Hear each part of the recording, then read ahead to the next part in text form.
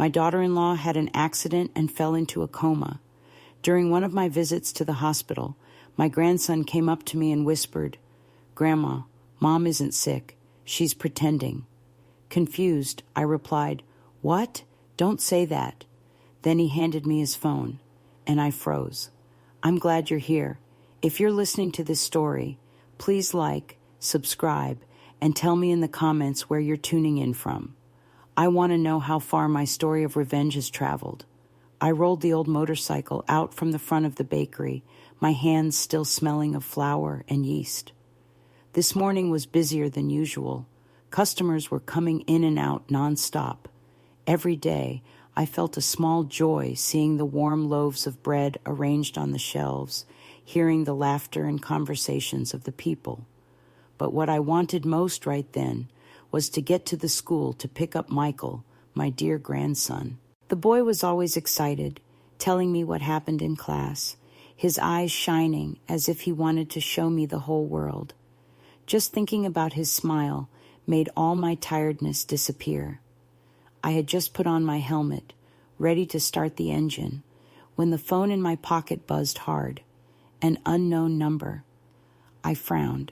I hesitated for a second, but ended up putting it to my ear. The voice on the other side was rushed, cold, like a knife cutting through my thoughts. "Is this Mrs. Davis? Your daughter-in-law has just been in a serious car accident. We're rushing her to St. Gabriel's Hospital." I heard a ringing in my ears, as if the whole world had suddenly gone silent. The motorcycle wobbled under my hands, almost falling to the ground. I stood motionless, gripping the handlebars, feeling like the blood had stopped flowing in my body. My heart was pounding so hard it drowned out all the noises around me. Emily, my daughter-in-law, whom I always loved like a daughter, in an accident. A serious one? Those words echoed over and over in my head, but I couldn't grasp their true weight. I just knew that, in that moment, I had to go, see her, find out what was happening. I quickly dialed the number of my son, John, but only heard the unanswered ringing tones. He must already be at the hospital, I told myself, trying to stay calm. But inside me, fear burned like a fire, consuming any attempt to think clearly. I wanted to race to the hospital, but then I remembered Michael. The boy was still at school, waiting for me to pick him up. I couldn't leave him alone. I couldn't let him find out from someone else. I had to be strong, for Michael, for John, for the whole family. With a heavy heart, I sped towards the school. The streets of Chicago seemed more crowded than ever. Every car, every horn, was a wall slowing me down. Every second that passed felt like a stab. I wondered, how is Emily? Is she in pain? Is she conscious? Images of a brutal accident flashed in my mind, and I had to force them away. All I could do was pray, whispering the prayers my mother had taught me as a child, begging for a miracle. When I reached the school gate, I saw Michael waiting, hugging his superhero backpack. His little face lit up when he saw me. His eyes sparkled as if he was about to tell me something funny. But I couldn't wait. I couldn't let him finish. With a hoarse and shaky voice, I said, "Michael, get on the bike now. Your mom had an accident. We have to go to the hospital." I saw his smile vanish instantly, like a light switched off in a moment. He didn't ask anything, just got on quietly, his small hands clinging tightly to my waist. He didn't say a word the whole way, but I could feel his fear in the tightness of his hug. I wanted to turn around, hug him, tell him everything was going to be okay, but I didn't even dare to believe it myself. St. Gabriel's Hospital appeared before my eyes, cold and suffocating. The white building, the strong smell of disinfectant that filled my nose, made me feel like I couldn't breathe. I led Michael by the hand through the long corridors, my steps hurried but heavy. When I reached the emergency room, I saw John standing there, dazed like a ghost. His hair was messy. His once spotless white shirt was now wrinkled, the sleeves stained with dark blood. I knew it was Emily's blood, from when he carried his wife to bring her here.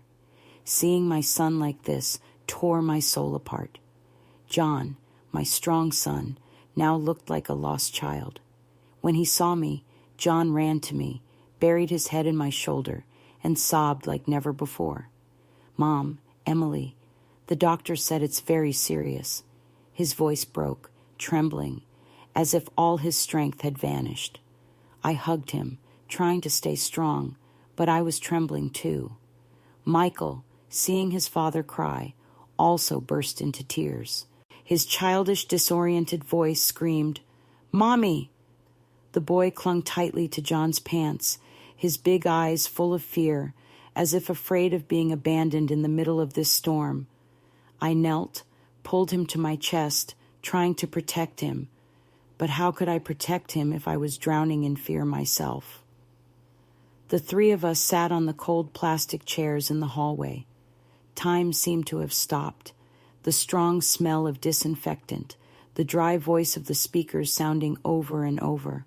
Every noise was like a knife piercing my heart. I looked at John. I looked at Michael, and then at the closed door of the emergency room. I wanted to scream, to bang on the door, to do anything to know how Emily was. But all I could do was sit there, helpless, waiting. Almost 3 hours passed, long as a century. Finally, the emergency room door opened. An older man with a serious face came out. He introduced himself as Dr. Harris, the hospital director. His voice was deep and slow, as if he weighed every word. "The patient suffered a traumatic brain injury and has fallen into a deep coma. We did everything we could, but when she wakes up depends on the patient's will." Those words were a blow to my chest. A deep coma, the patient's will. Those phrases echoed in my mind, but I couldn't understand them. Emily, the woman who was always radiant, full of life, now lay motionless, between life and death. John collapsed, and if I hadn't held him, he would have fallen to the floor. His eyes clouded over, as if his whole world had fallen apart. Michael, frightened, snuggled into my arms, his small body trembling.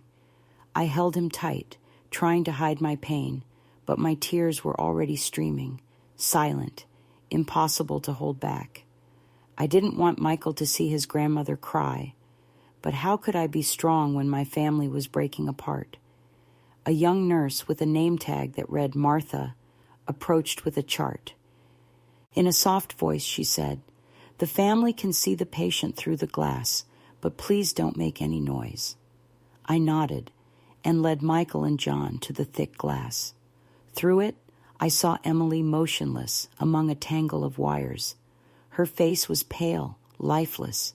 Her lips, which always smiled, were now closed, as if she had gone far away to a place where we couldn't reach her.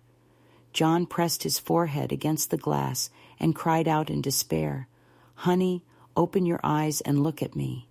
His heartbreaking voice echoed, breaking the stillness of the hallway. The nurses rushed to calm him gently, but I knew that nothing could ease my son's pain at that moment. I stood there, hugging Michael, feeling every weak beat of his small heart. I wanted to say something, to comfort him, but my throat closed up, unable to utter a single word. That night, I almost had to drag Michael back home. The boy was crying inconsolably, wanting to stay with his mother, but I couldn't leave him in the suffocating atmosphere of the hospital. I comforted him, promised him we would come back the next day, though I myself didn't know what awaited us. John insisted on staying, curled up in a plastic chair in the hallway, his lost gaze fixed on the room door. I looked at my son, and my heart broke, but I knew I couldn't stay. Michael needed me, the bakery needed me, and this whole family depended on me to stay standing. In the days after that fateful moment, my small house seemed to be covered by a dark, heavy fog. Every morning when I woke up, I felt as if a rock had settled on my chest, making every breath difficult. I have lived for 62 years. I have witnessed separations and deaths, but I had never felt as helpless as I did now.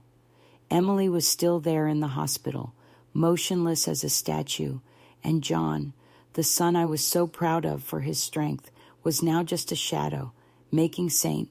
Gabriel's Hospital his second home. Every day I saw John sitting in front of Emily's room, motionless as a stone figure. His eyes were red, without their previous sparkle. During the day he would stay there, staring at the emergency room door, as if by watching long enough, Emily would open her eyes, walk out, and smile at him like before. But at night, when darkness fell, John sought solace in alcohol. More than once I found him sitting alone on a hospital bench, a bottle in his hand, his gaze lost like a tormented soul. Once I arrived earlier than usual and found him lying in the hallway next to an empty whiskey bottle rolling on the floor. A young nurse, maybe Martha, approached cautiously and told me in a low voice, "Ma'am, he shouldn't drink so much. It's not good for him." I could only nod, suppressing a sigh, although inside I felt like something was choking me. I did everything possible to pull John out of that abyss. Every morning, I would get up at 3, turn on the small kitchen stove, and prepare freshly baked bread, the kind he loved so much. I would wrap it carefully and take it to the hospital, hoping that the familiar aroma would awaken something in him. But it was always the same. He would barely take a couple of bites and then leave everything, his gaze fixed on the room door. "Mom, I'm not hungry," he would murmur in a hoarse voice, as if he had no emotion left. I would look at him and feel like I was breaking inside. I wanted to scream at him, shake him, tell him that he had to live, be strong for Michael, for himself. But I could only pick up the plates in silence, take them back with a heavy heart. The burden of the entire family now rested on my aging shoulders. I was no longer young. Every morning when I got up, I felt every joint ache, every muscle tired, but I couldn't stop. The small bakery was our only source of income, and I had to keep it running. At 3 a.m, when the whole city was asleep, I was already kneading dough and lighting the oven. The smell of warm bread used to bring me joy, but now it only reminded me of the peaceful days we had lost. During the day, I tended the shop while checking the clock, then rushed to pick up Michael. There were days when the customers were so many that I could barely breathe, but I still had to grit my teeth and smile at everyone, even though inside I just wanted to collapse. Michael, my little grandson, also changed completely. He used to be the ray of sunshine in the house, with his radiant smile and endless stories, but now he has become quiet, reserved. Every afternoon when he leaves school, I see him sitting silently in a corner of the playground, hugging his superhero backpack tightly, with a lost look in his eyes. Once, his teacher took him aside, her voice full of concern. "Mrs. Davis, Michael has been very withdrawn lately. He doesn't play with the others. He just sits alone. Is there a problem at home?" I could only force a smile and give a vague answer. "He's just a little tired, don't worry." But inside, I knew well that Michael was carrying a wound too big for his little heart. I wanted to hug him, tell him that everything would be okay. But how could I promise something I didn't believe myself? Every afternoon, I took Michael to the hospital to visit his mother. It was part of the routine, part of that fragile hope that Emily would wake up. But the scene at the hospital never changed. John was still there, with an unkempt beard, smelling strongly of alcohol. I tried to keep Michael from noticing, but the boy was more sensitive than I thought. He would silently take the drawings he made in class, press them against the cold glass, and whisper to his mother, "Mom, today I drew the whole family at the beach. There's you, Dad, Grandma, and me. Wake up soon so we can go for real." His voice trembled, as if he were trying to hold on to a dream that was falling apart in his hands. I stood beside him, listening to every word, my heart in pieces. Emily remained there, motionless, showing no signs of response. John used to take his son in his arms and say with a choked voice, "Your mom can hear you, son. She'll get better soon." But he was the one who ended up crying, and Michael, seeing him, would also break into tears. I had to hurry to comfort him and get him out of the room, even though I was falling apart inside too. The private life of my family, once a source of pride, had now become the subject of neighborhood gossip. One day, while standing in line at the grocery store, Mrs. Peterson, an acquaintance from years ago, pulled me aside and asked with a curious tone, "I don't see John and his wife together anymore. What happened? Is Emily okay?" I hesitated for a moment, trying to keep my voice calm. "Emily had an accident. She's in the hospital." But Mrs. Peterson's prying eyes and the whispers of those nearby made me want to disappear. I grabbed my basket and almost ran out, but the comments followed me, like needles pricking my pride. I didn't want my family to be a topic of conversation, but I knew that in a small neighborhood like this, nothing could be hidden forever. That night, John came home stumbling, reeking of alcohol. He looked at me with red eyes and yelled, "Don't tell anyone about Emily. I don't need their pity."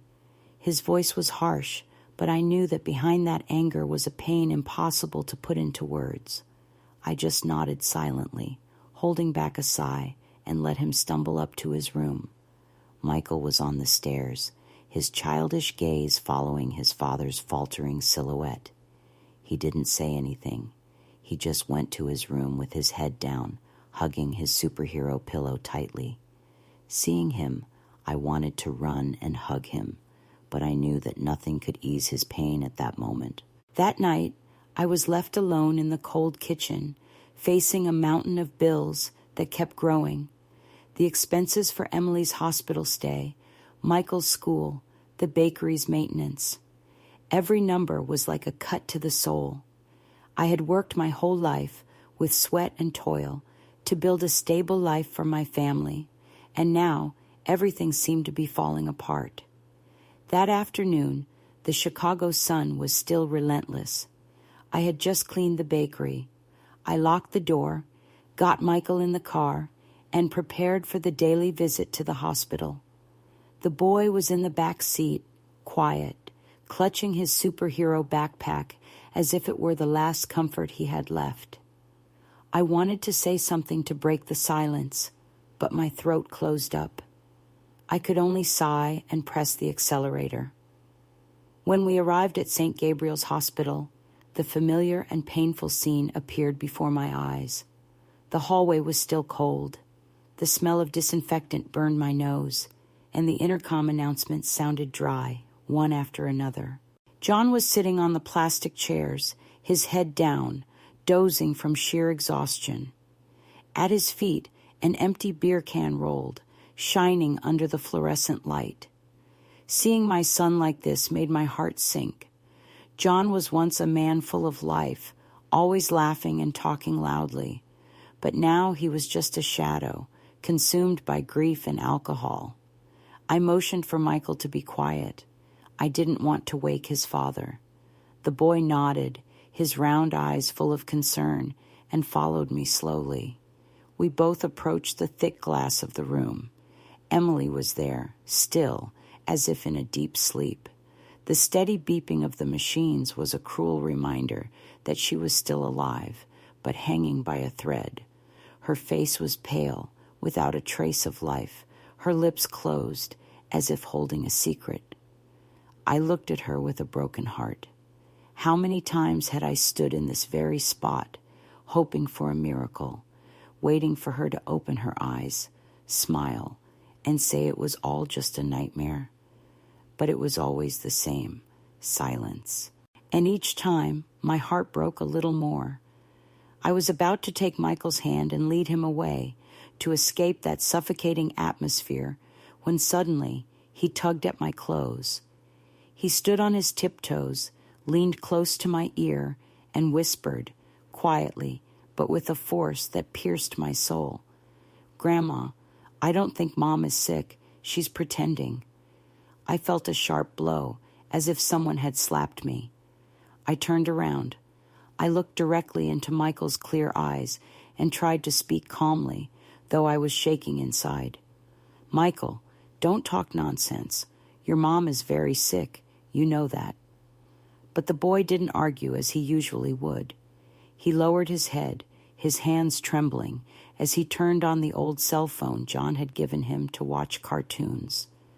"Look at this, Grandma," he said in a voice so low I had to strain to hear him. The screen flickered on, showing an image of Emily's room. There was no one else in the video, just her lying in bed, surrounded by wires and tubes. But then the unthinkable happened. Emily slowly opened her eyes, looked around as if checking to see if she was alone, and then casually scratched her cheek. A moment later, she even sat up a bit, took the glass of water from the table, drank a sip, and lay back down, closing her eyes to become motionless again, as if nothing had happened. I stared at the screen, my head spinning, as if the whole world had turned upside down. That wasn't a woman in a coma. That was a fake. I sank into the chair, my hands weak, almost dropping the phone. Michael was beside me, his voice trembling, as if he was scared by what he himself had discovered. "I've seen it a few times, Grandma. Whenever no one is around, Mom opens her eyes and looks around. But when you or Dad are here, she stays still. I don't know what she's doing, so I secretly recorded it for you to see." Hearing him, a shiver ran down my spine. Michael's innocent whisper, that short video, were like a lightning bolt that shattered the fog inside me. Emily, my daughter-in-law, whom I had always loved like a daughter, was pretending. But why? For what purpose? I quickly put the phone in my purse, trying to keep my voice as stern as possible. "Michael, you absolutely cannot tell your dad about this. Do you understand?" The boy nodded, his eyes shining with fear and confusion. I knew he didn't fully understand what was happening, but he sensed the seriousness. I hugged him, trying to hide the storm raging inside me. But just then, John stirred and woke up. He rubbed his eyes, looking at us with a hoarse voice. "What are you two talking about?" I jumped, shook my head, and changed the subject. "Nothing. Just reminding Michael to do his homework at home." John nodded, then pulled his son towards him and whispered, "Don't worry, Mom will wake up soon." Michael lowered his head, avoiding his father's gaze. Seeing him like that, I felt a sharp pain in my chest. He was too young to carry this weight, to keep a secret from his own father. On the way home, I drove the car as if floating, not feeling my feet touch the pedals. My mind was a mess. The images from the video replayed over and over, like a non-stop horror movie. Michael's whisper, his terrified look, and Emily's motionless face. They were all pieces that didn't fit. I wondered, am I misinterpreting this? Is it just an involuntary moment, a body's reaction? But deep down, I knew that what I saw was no accident. Emily was hiding something, and that filled me with fear. Not fear for her, but for John, for Michael, for my whole family. The next morning, I woke up earlier than usual, when the first light of day hadn't yet filtered through the crack in the door. I arrived at St. Gabriel's Hospital earlier than usual, when the hallways were still empty and only a few on-duty employees passed by in silence. John hadn't arrived yet. Perhaps he had gone home to freshen up after a whole night beside his wife. I stood in the corner of the hallway, looking through the window into Emily's room. She was still there, motionless, her face pale as wax. But now, every time I looked at her, I no longer saw the fragility of someone fighting between life and death. Instead, I only saw a veil of mystery, hiding something I couldn't yet decipher. Martha, the young nurse assigned exclusively to Emily's care, was in the room. She was cleaning my daughter-in-law's body with gentle but somewhat mechanical movements. I hid around the corner of the hallway, watching her every gesture. Martha was working, but her eyes constantly darted outside, as if fearing being discovered. From time to time, she would murmur something, so low I couldn't understand, but enough to make me uneasy. Something was not right. I knew it for sure. My heart was a tangle of anger and fear, but I told myself to stay calm. If I wanted to find out the truth, I couldn't let my emotions take over. When Martha came out of the room, carrying the chart, I took a deep breath and stepped forward. She was bent over, writing, not noticing my presence. I tried to keep my voice calm, though my heart was pounding against my chest. "Good morning, Martha. Tell me, in the moments you're caring for Emily, have you ever noticed anything out of the ordinary? For example, that she wakes up secretly when no one is around?" I pronounced each word carefully, closely watching her reaction. Martha jumped, as if I had thrown a bomb right at her. Her eyes widened in terror, and the pen she was holding fell to the floor with a sharp clatter. That sound echoed in the silent hallway, confirming that I had hit her deepest fear. "Ma'am, what are you saying? I don't understand," Martha stammered, avoiding my gaze, unable to meet it. She took a step back, clutching the chart as if to hold on to it. I stepped closer, my voice firm, without a trace of softness. "That reaction means it's true, doesn't it?" I looked her straight in the eye, searching for a crack in her panic. Martha's face was pale. Her lips trembled as if she was about to cry. She sank into the chair, speaking in a thin voice, almost a whisper. I was just following orders from Director Harris. He asked me to keep it a secret. Please, I'm just an employee. Don't involve me in this." That partial confession hit me like a lightning bolt. I stood motionless, feeling like the floor was opening up beneath my feet. It was true. Emily was not only pretending to be in a coma, but Dr. Harris, the hospital director, was also involved. I tried to keep my voice calm, though I was boiling with rage inside. "What exactly did he ask you to do? Tell me clearly." I took another step forward, giving her no room to escape. Martha shook her head vigorously, wringing her hands, speaking in broken sentences. "He just ordered me to take good care of Mrs. Emily, not to tell anyone she had already woken up. I have nothing to do with the rest. I beg you, don't blame me." She looked up, her eyes red, as if begging for forgiveness. But I couldn't give in. Not because I wanted to punish her, but because I needed the truth. I needed to protect my son and my grandson from whatever was happening. At that moment, another nurse passed by in the hallway, giving us a curious look. Martha jumped up, picked up her pen, and pretended to resume her notes as if nothing had happened. I turned away in silence, my heart pounding like a drum. Every step out of the hallway felt heavy, as if I were carrying a rock. What Martha had admitted not only confirmed my suspicions, but revealed something worse.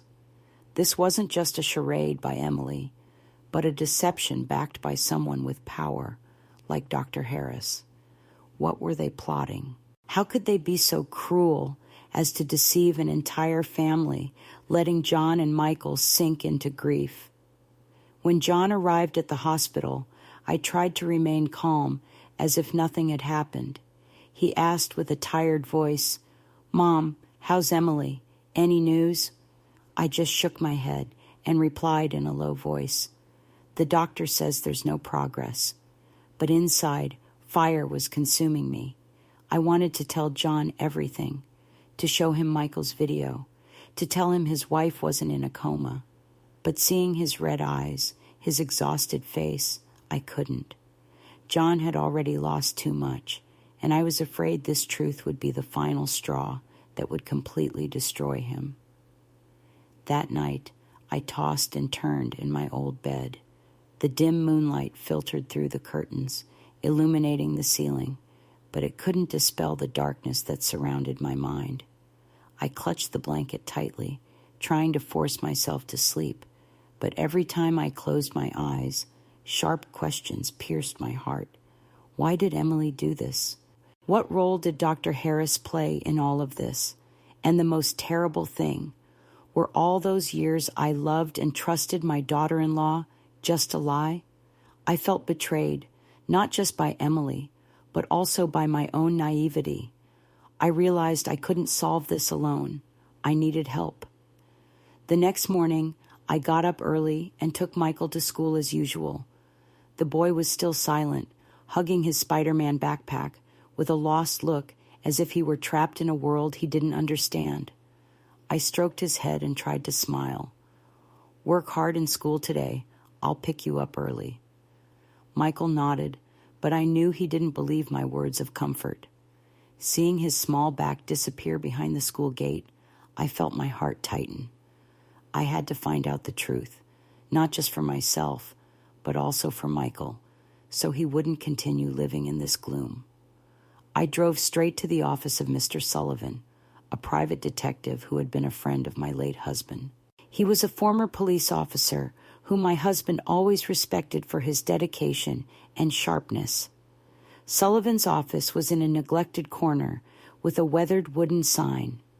When I entered, I saw him sitting behind a scarred desk, his piercing eyes looking at me over silver-framed glasses.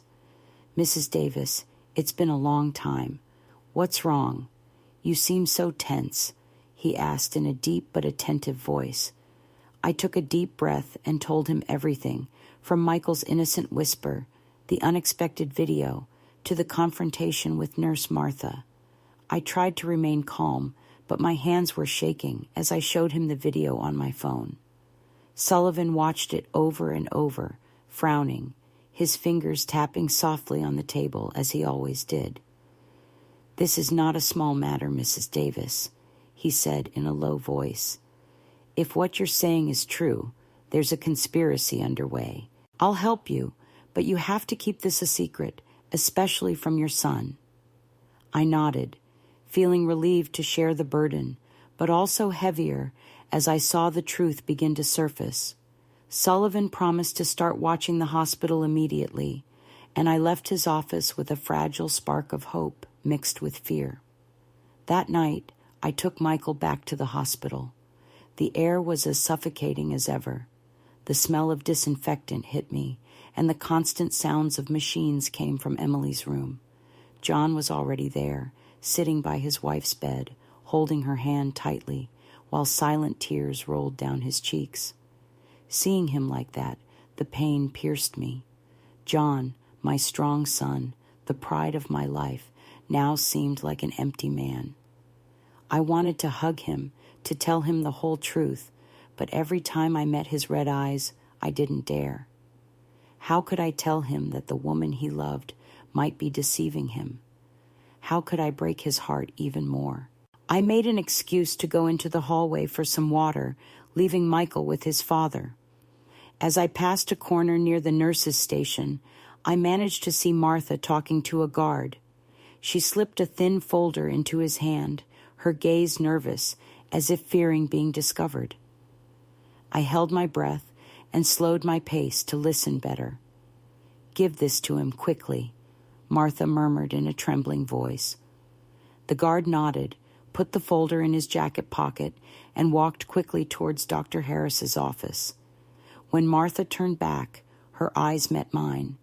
She started, quickly looked down, pretending not to see me, and walked away fast. I moved forward, intending to call her, but the guard was already looking at me with suspicious eyes. I stopped, feeling as if an invisible hand was squeezing my throat. A few days later, Sullivan met me in a small coffee shop, hidden in a deserted alley. When I arrived, he was already sitting in a secluded corner, with a stack of photos in front of him. "Sit down," he said, his voice deep but tense. He pushed the photos towards me, and as I looked at them, I felt my whole body freeze. They were photos taken secretly, showing Emily, in a patient's gown with a white coat over it, sneaking out of her room in the middle of the night. She walked with soft but conscious steps, showing no sign of being in a coma. Emily went straight to Dr. Harris's office. The door closed shut behind her. The light was still on inside, even though it was past midnight. I picked up the photos with trembling hands, feeling the blood drain from my face. Is this real?" I whispered in a broken voice. Santiago nodded, his expression serious. "His office is very well soundproofed. I couldn't hear anything, but it's clear something strange is going on. I've watched her for several nights, and it's not the only time she's done it. I'll keep investigating, but you have to be prepared. This could be bigger than we think." I nodded, though my mind was blank. Martha's words echoed in my ears. I'm just following Harris's orders. The pieces were starting to fit, forming a terrifying picture I didn't want to believe. When I got home, I sat in the dark kitchen, the dim light falling on my trembling hands. Michael was already asleep, but I knew he was still carrying the fear towards his mother. John was at the hospital, caring for a wife who might be deceiving him. I took out my phone, rewatched Michael's video, and thought about Sullivan's photos. Every detail was like a stab, but I knew I couldn't stop. I decided that, besides trusting Sullivan, I had to find more evidence myself. I couldn't let my family continue to live in a lie. I had to protect John, protect Michael, even if the price was my own heart, shattered to pieces. That morning I woke up before dawn. I couldn't sleep, not from tiredness, but because doubt and pain were devouring me all night. I looked at the clock. It was barely 4.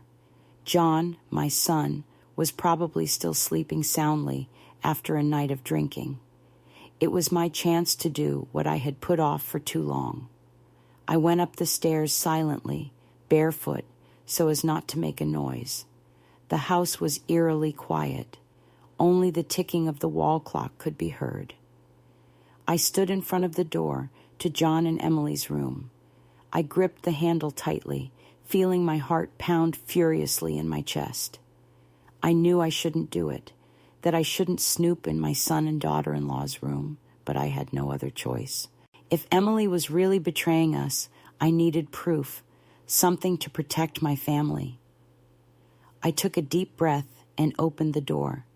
The room was still filled with Emily's sweet and piercing perfume, a scent that once seemed tender and familiar. On the dresser, a red lipstick was left open, as if she had just left a few minutes ago. These small details pierced my soul. I remembered when Emily first got married, how she would carefully comb her hair, how she would smile when trying on a new dress. Had it all been a lie? I shook my head, chasing away those memories, and started to search. I opened each drawer, careful not to disturb anything. Every small noise, even the slight rustle of fabric, made me jump, fearing that John would wake up and find me. I checked the dresser, the bookshelves, even under the bed, but I found nothing but the usual items. Finally, I opened the old wardrobe where Emily used to keep her things. In the bottom drawer, hidden under several layers of silk scarves, I found a bundle of blue folders, tied with a rubber band. My hands trembled as I opened it, as if I were about to touch a terrible secret. Inside were 2 life insurance policies, the documents carefully printed, with Emily's clear signature at the bottom of each page. The first was a health insurance policy, with a clause that would pay a huge sum if the patient required prolonged treatment or fell into a coma. The amount stunned me, enough to buy a large house. The second policy was even more terrifying, a term life insurance policy, with a payout several times higher, enough to completely change a life. I read it over and over, trying to understand why Emily, a woman with no stable job, had signed such large contracts. She used to ask John for money for shopping, and sometimes she would even ask me, with some embarrassment, to cover basic expenses. So, where did the money to pay for these policies come from? And why did she need them? I took out my phone and photographed every page, being careful not to wrinkle the paper. Every time I pressed the button, I felt like I was betraying my own family, but I knew I had no other choice. I put the folders back in their place, closed the drawer, and left the room. But as soon as I opened the door, I ran into John. He was there, with a suspicious look, his hair messy, his voice hoarse. "What are you doing in my room, Mom?" I jumped, hid the phone behind my back, my heart pounding. "Oh, I was just looking for the old photo album," I replied clumsily, forcing a smile. John sighed, didn't ask any more questions, and walked unsteadily towards the kitchen, where I knew he would look for the liquor bottle again. Looking at my son's back, I felt my heart ache. I wanted to tell him everything, show him those documents, but I knew John wasn't ready to face the truth yet. In the afternoon, I met with Sullivan in a small coffee shop where we had arranged to meet before. He had new information. When I sat down, he pushed another stack of photos towards me, this time taken in the empty hospital parking lot. The images showed Emily and Dr. Harris inside a car, sharing intimate gestures that were impossible to deny. Emily, dressed in patient's clothes, smiled at Harris, her hand on his, her gaze full of intention. I sat motionless, stirring my now cold coffee with a trembling hand. "Is this real, Sullivan?" I whispered with a broken voice. He nodded, his voice deep. "I've been following them for several nights. It's not the first time. There's something very shady going on here, Mrs. Davis. You need to be prepared." I looked at the photos, feeling the whole world collapsing under my feet. Emily was not only pretending to be in a coma, she was also having a secret affair with Dr. Harris. This play didn't have just one actress, but two, and they were playing their parts perfectly to deceive my entire family. That midday, the heat in Chicago was suffocating, and the air inside my small bakery felt so thick I could barely breathe. I had just wiped down the counter, sweat beading on my forehead, trying to focus on tidying up the place to forget the doubts that were eating away at me. In those days, every minute felt like a battle, maintaining the bakery, taking care of Michael, and facing the terrifying truth about Emily. I had just arranged the remaining loaves of bread in a basket, ready to close up and go rest, when thunderous knocks echoed from the back alley door. The noise was so loud it startled me, and I almost dropped the tray. I ran to open it, a bad feeling in my chest. When the door swung open, I froze. 3 men blocked the entrance, with hard faces and tattoos of snakes and dragons running down their arms. The one who seemed to be the leader, tall and with a shaved head, held out a crumpled piece of paper and spoke in a harsh voice. "Where's Emily? It's time to pay the debt." I looked at the paper. My heart was racing, as if the blood was draining from my body. I tried to stay calm, though my hands were already shaking. "You're mistaken. My daughter-in-law is in a coma at the hospital. She can't see anyone." The man let out a dry laugh, a sound so cruel it sent a shiver down my spine. "A coma? Do you think we're idiots? Emily asked us for a huge sum to invest in a business.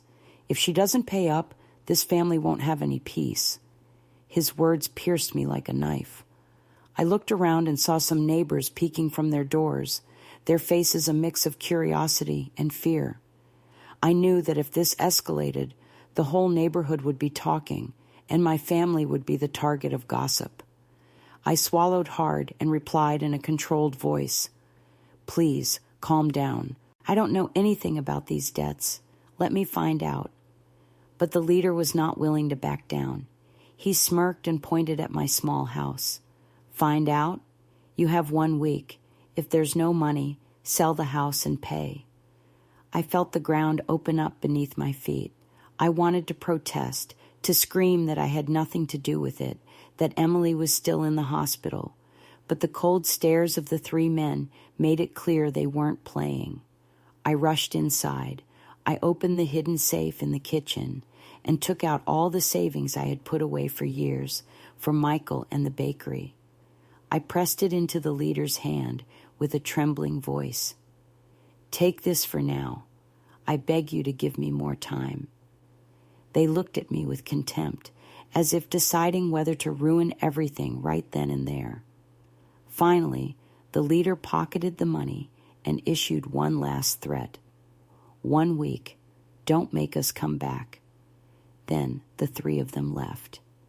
Their heavy footsteps faded down the alley. I collapsed onto the step, soaked in sweat, not from the heat, but from the fear and helplessness that were strangling me. Emily in debt, investing in businesses. Those words echoed in my head, but they made no sense. She, whom I always thought was so simple, how could she be involved in something like this? Just then, my phone vibrated in my pocket. It was a message from Sullivan.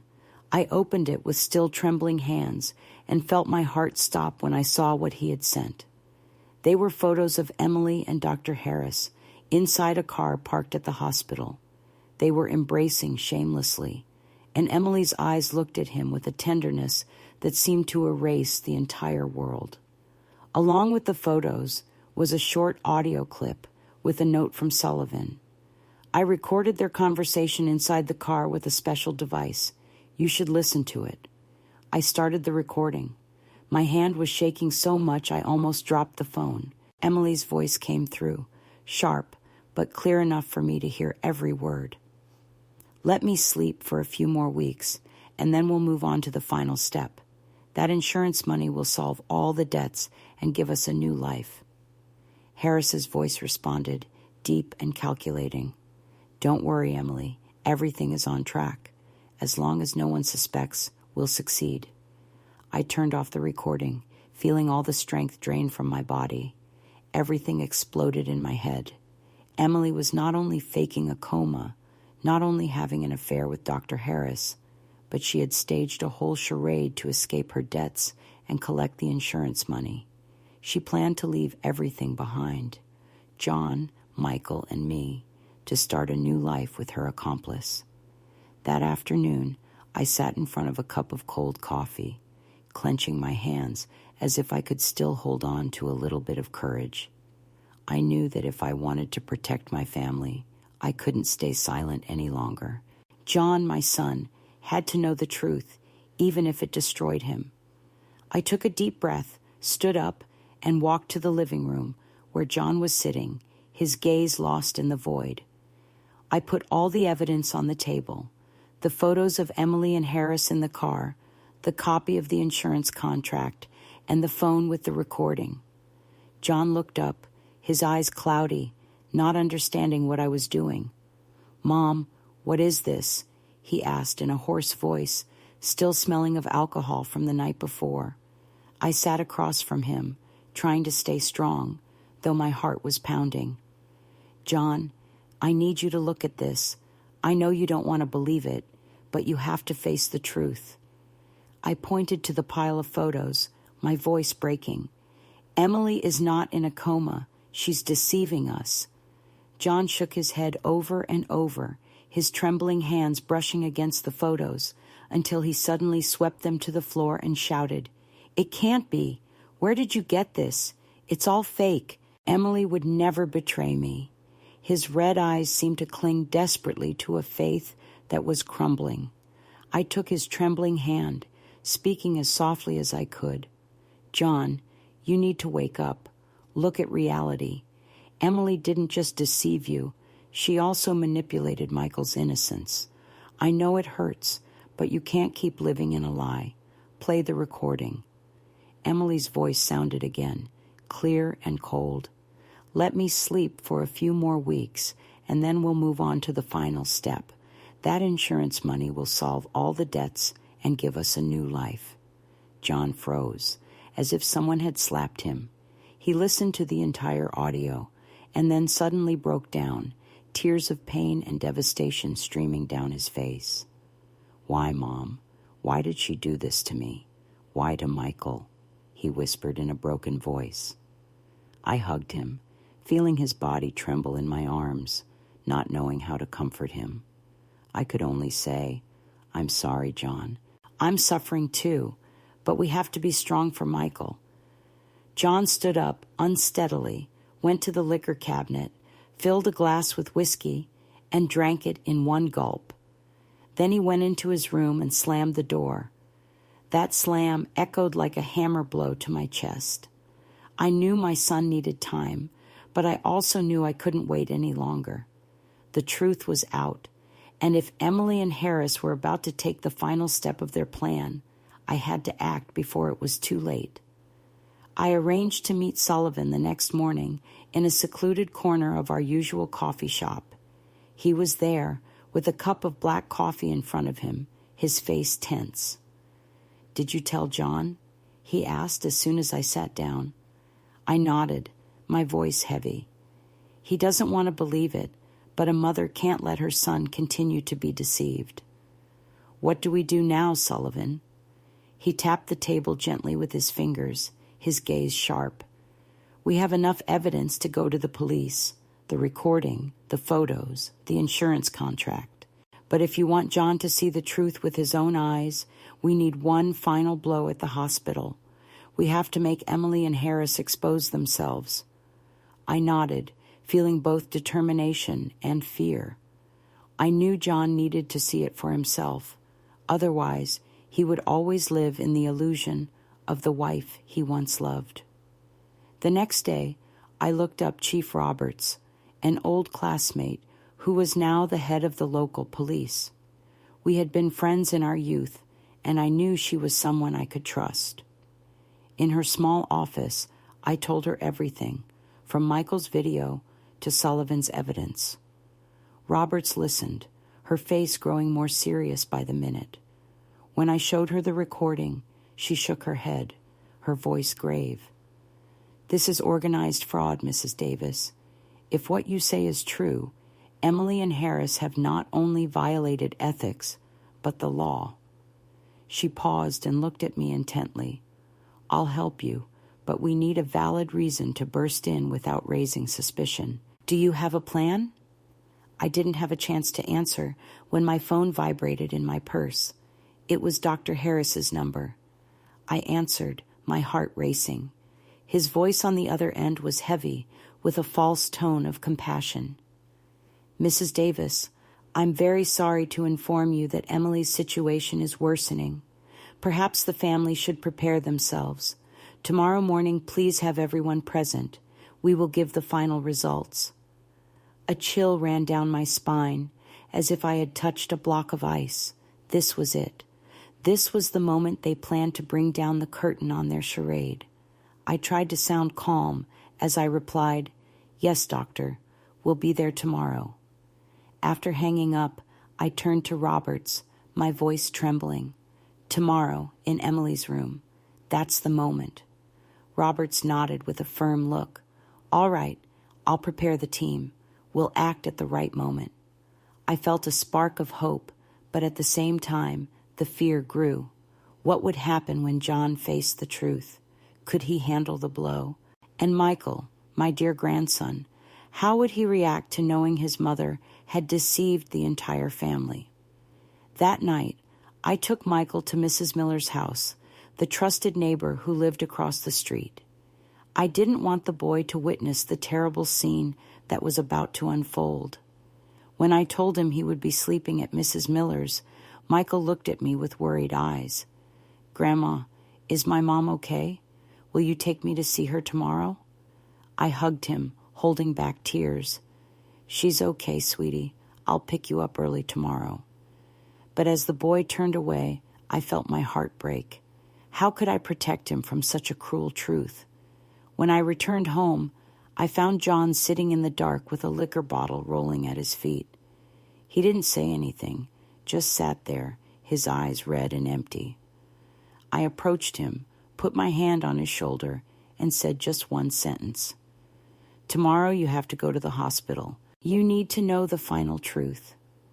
John looked up, his face marked by pain, but he nodded in silence. I knew he also felt that everything was about to change forever. The next morning, the atmosphere in the house was as heavy as lead. I woke up early, not out of habit for baking bread, but because of the uneasy feeling that tightened my chest. Today was the day everything would come to light, and although I had prepared myself, my heart was still trembling.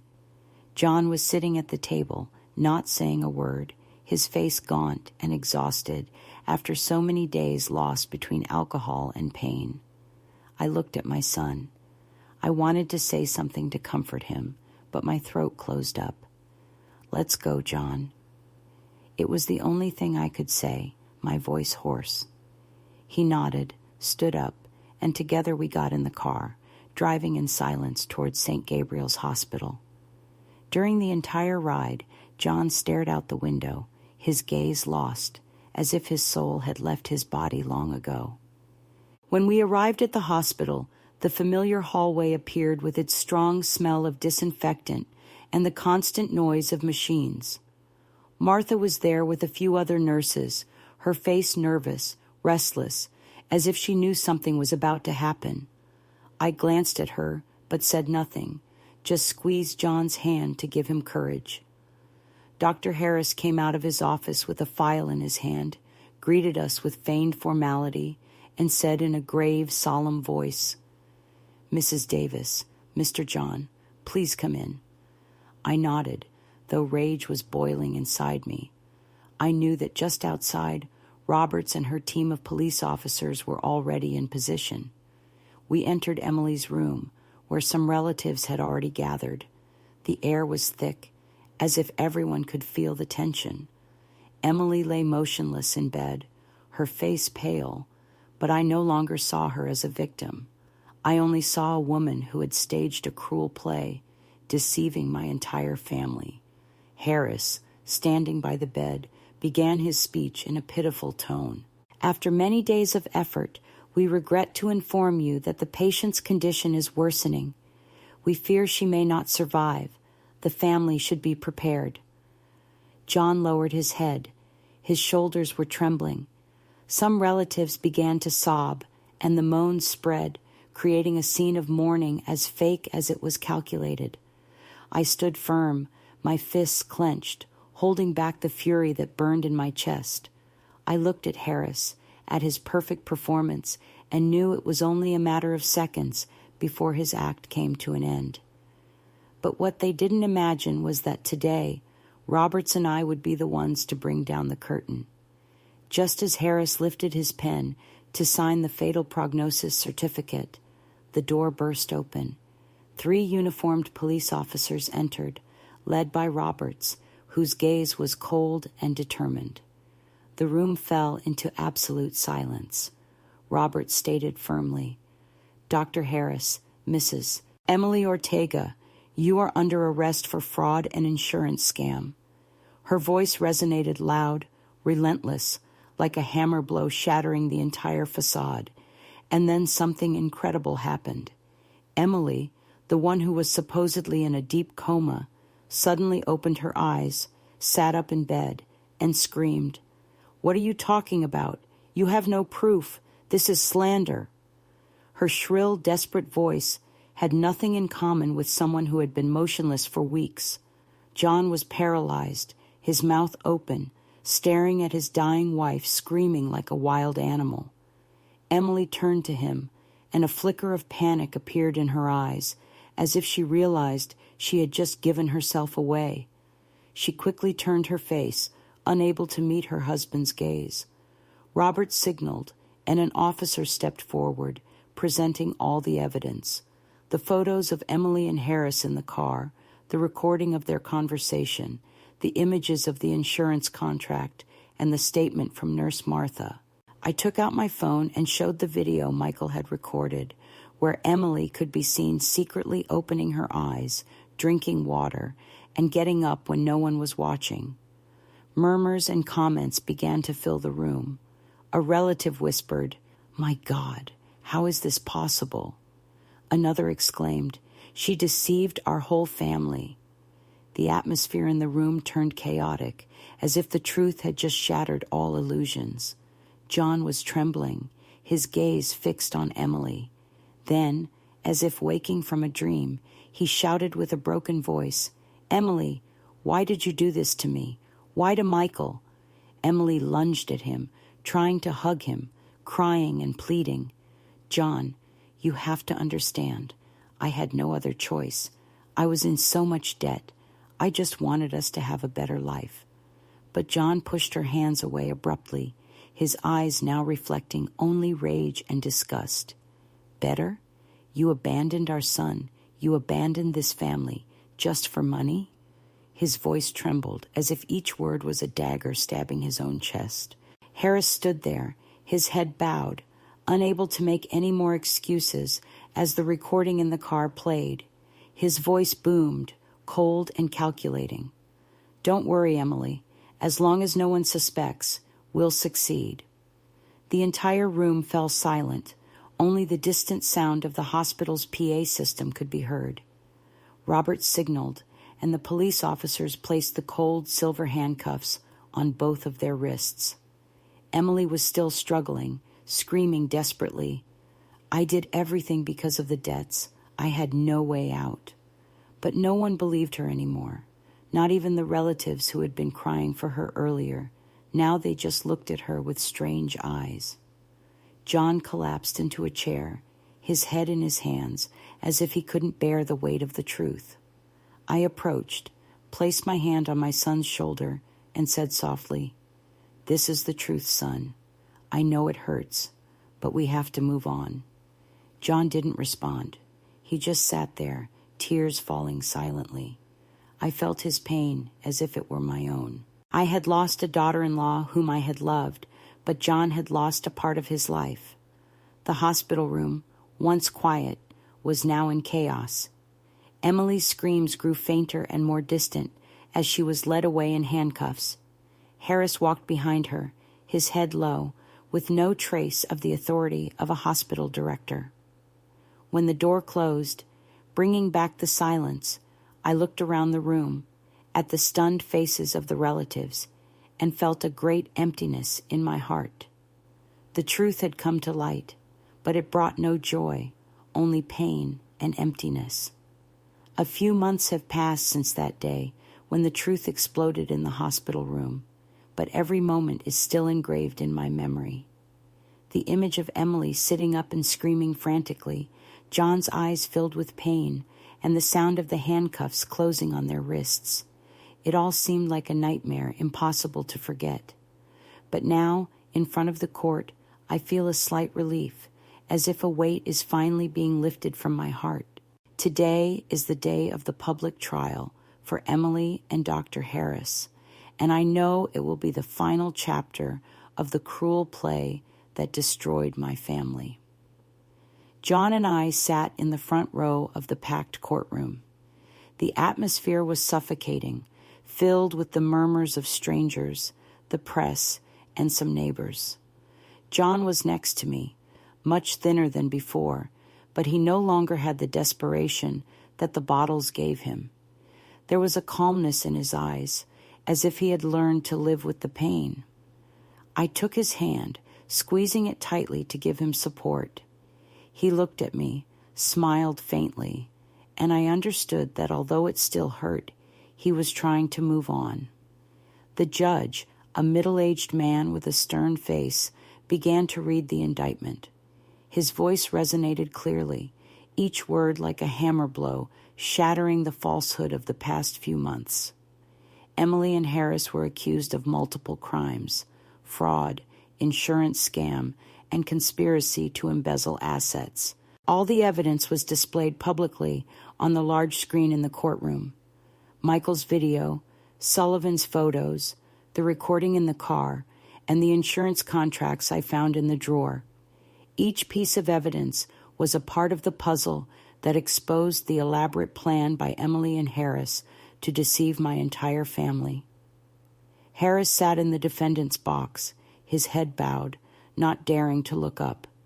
He admitted his guilt, his voice deep, almost a whisper, acknowledging that he had helped Emily out of greed and because of their sordid affair. Emily, on the other hand, was still trying to resist. She cried, her hair tangled, her red eyes looking towards John. "John, I'm sorry. I didn't want it to be like this. I just wanted to pay off the debts. I wanted a better life for us." But those belated tears no longer moved anyone. John looked at her coldly, without a drop of compassion. "Better? You betrayed this family? You betrayed Michael just for money?" he said, his voice trembling with rage and pain. The final sentence was handed down. Harris received 6 years in prison, Emily, 5 years, in addition to the obligation to pay back all damages. When the judge struck the gavel, the sharp sound marked the end of everything. Emily collapsed, sobbing inconsolably, but no one in the room wanted to look at her. Harris was escorted away, his head low, the figure of someone who once had power and was now nothing more than a shadow. John was by my side, his hands clenched, silent tears falling. I knew they were not tears of suffering, but of release. My son was finally free from the illusion of a wife he once loved. When we left the courthouse, the radiant Chicago sun no longer burned as it used to. The press surrounded us, microphones in our faces, questions thrown at us nonstop. I just said one sentence, in a calm but firm voice: "Justice has been served. Never play with a family's feelings, because the price will be too high." John was beside me, not saying a word, but squeezing my hand tightly, as if he wanted to tell me he was ready to move on. Our life slowly returned to normal, though the scars remained. My small bakery was once again filled with customers. The smell of flour and yeast again brought that feeling of home. Every morning I would get up early, knead the dough, bake the first batches of bread, and feel my heart lighter. Michael started to talk again, helping me arrange the bread, running around the shop with his pure smile. He still mentioned his mother, but no longer with that lost sadness from before. His laughter, like sunlight, was filling the painful gaps in our small home. John changed too. He got a new job at a mechanic shop where he could focus on concrete things instead of getting lost in alcohol. I watched him learn to be a real father, spending time playing with Michael, taking him to school, and telling him stories every night. Some nights I would see John sitting silently by the window, his gaze lost, but I knew he was learning to forgive, not Emily, but himself. One afternoon, when the whole family was gathered around the table, Michael suddenly looked up, his eyes wide, and looked at me. "Grandma, is Mom ever coming back?" The boy's question was like a stab, but I smiled, took his small hand, and answered tenderly. "Some people choose to leave, Michael, but the important thing is that we still have each other. Grandma, your dad, and you.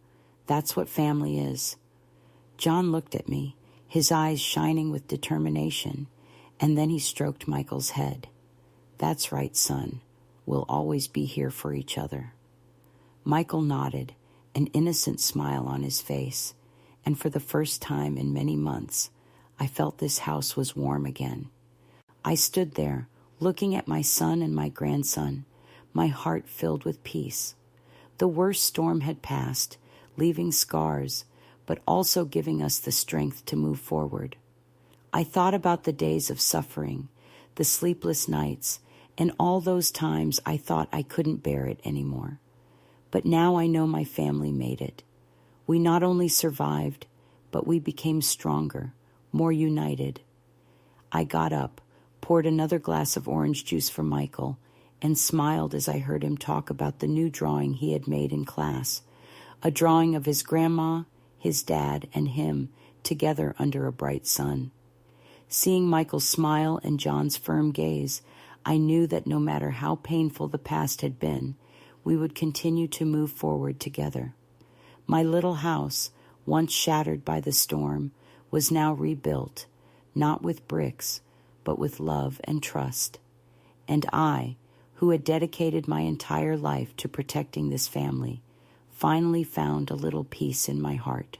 The story you have just heard has been modified in names and places to protect the identity of the people involved. We don't tell it to judge, but in the hope that someone will listen and stop to reflect. How many mothers are suffering in silence within their own homes? I truly wonder, if you were in my place, what would you do? Would you choose to remain silent to keep the peace, or would you dare to face everything to reclaim your voice?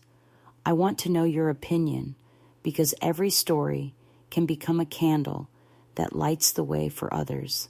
God always blesses, and I am sure that courage will lead us to better days. For now, on the final screen, I'll leave 2 of the channel's most beloved stories. I'm convinced they will surprise you. Thank you for staying with me until this moment.